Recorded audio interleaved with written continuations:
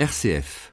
La chute des masques, c'est le titre d'un livre collectif dans lequel ces auteurs s'intéressent aux différentes formes de stigmatisation pour mieux comprendre les processus de discrimination. Pour en parler, nous sommes en compagnie des deux directeurs de l'ouvrage paru aux presses universitaires de Grenoble. Tout d'abord ici en studio, Stéphane Eas, bonjour. Bonjour Arnaud. Vous êtes maître de conférences habilité à diriger des recherches en sciences et techniques des activités physiques et sportives ici à l'université Rennes 2. Vous étiez venu nous voir pour un précédent livre collectif, Les porteurs de stigmates, déjà co-dirigé avec Christophe Dargère, qui cette fois-ci est avec nous par téléphone. Bonjour. Bonjour Arnaud, bonjour Stéphane, bonjour tout le monde. Vous enseignez, Christophe Dargère, la sociologie au Centre universitaire rouennais et vous êtes sociologue du travail. Pour débuter cet entretien, j'aimerais l'un et l'autre que vous nous expliquiez la manière dont vous entendez ce mot de stigmatisation qui est au cœur de votre travail. Au début de l'introduction que vous co-signez, vous en parlez comme un acte relié à la conception de l'ordre établi par un groupe. Se distinguer volontairement ou non deviendrait une menace pour ce groupe et notamment pour ceux qui exercent le pouvoir et en produisent les normes. Mais ce mot, il est souvent revenu dans l'actualité, au moins depuis les attentats du mois de janvier 2015. Et on a vu qu'il a changé de forme, on a vu qu'il a changé aussi d'acceptation. Alors peut-être pas le mot stigmatisation, davantage le mot discrimination. Finalement, il est plus toléré ou combattu comme il était avant janvier 2015.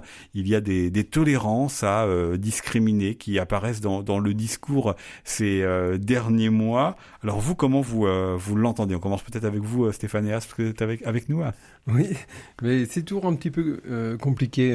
J'ai écrit un autre ouvrage sur les discriminations et même après cette revue de littérature internationale, j'ai toujours un peu de mal à expliquer aux étudiants et à d'autres personnes, d'autres publics, ce qu'il faut entendre par...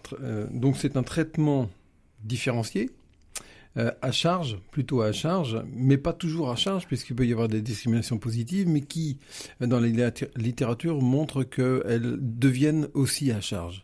Donc cette discrimination, en fait, c'est vraiment une difficulté alors on peut considérer que c'est une volonté de certaines structures, institutions, qui pourraient discriminer plus ou moins volontairement, plus ou moins manifestement.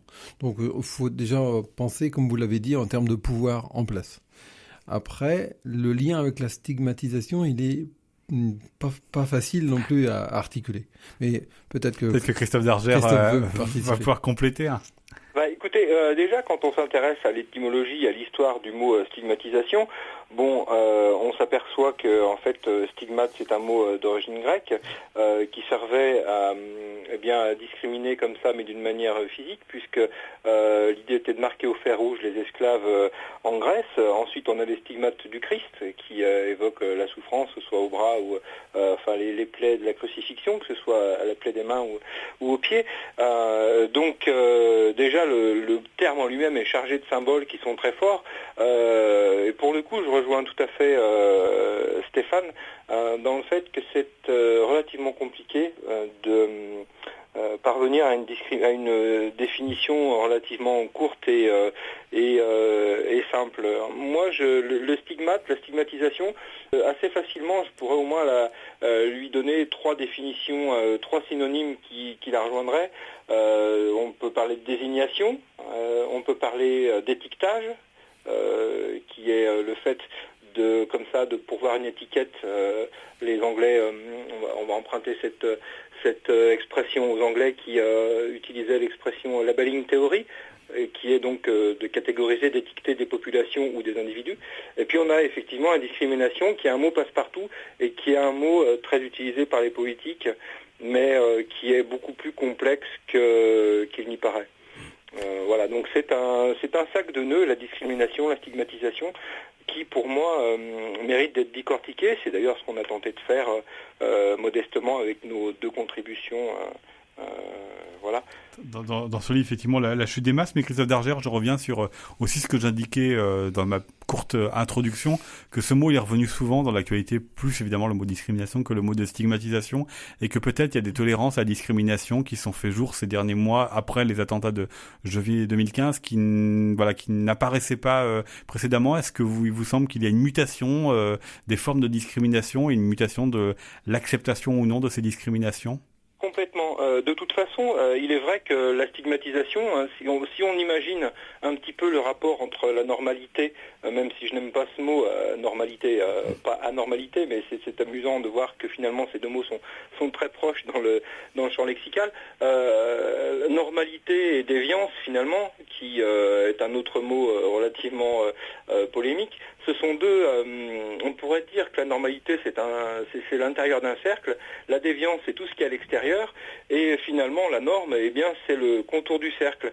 Et une société, une civilisation, un État évolue sans cesse, et les politiques, les événements, les nouvelles lois font que ce cercle peut se rétracter, peut à l'inverse s'élargir, et du coup la normalité peut se diffuser d'une manière plus large et incorporer des éléments des individus qui étaient considérés comme déviants auparavant. Pour preuve, il y a tout à l'heure Stéphane utilisait le terme de discrimination positive, mais il est vrai que par exemple les lois sur le mariage homosexuel par exemple ne se vérifient pas actuellement dans la vie quotidienne des personnes homosexuelles, mais disons, soyons optimistes, ayons bon espoir que ces lois-là vont permettre de changer un petit peu le regard qu'on peut avoir sur l'homosexualité et permettre aux personnes homosexuelles d'être un petit peu mieux intégrées dans notre société. Et effectivement, tant pour l'inverse, les événements qui ont lieu l'année dernière, les attentats parisiens, donc ce sont des événements historiques, eux ont contribué certainement à resserrer ce cercle de normes, ce cercle de déviance, et à exclure évidemment la communauté musulmane par exemple, ou une partie de la communauté musulmane du fait des amalgames que l'on a pu observer par rapport aux attentats terroristes, tout à fait. Donc oui, j'en suis convaincu, la stigmatisation évolue en fonction des événements historiques, en fonction des décisions politiques. Il y a aussi, on parlait de tolérance.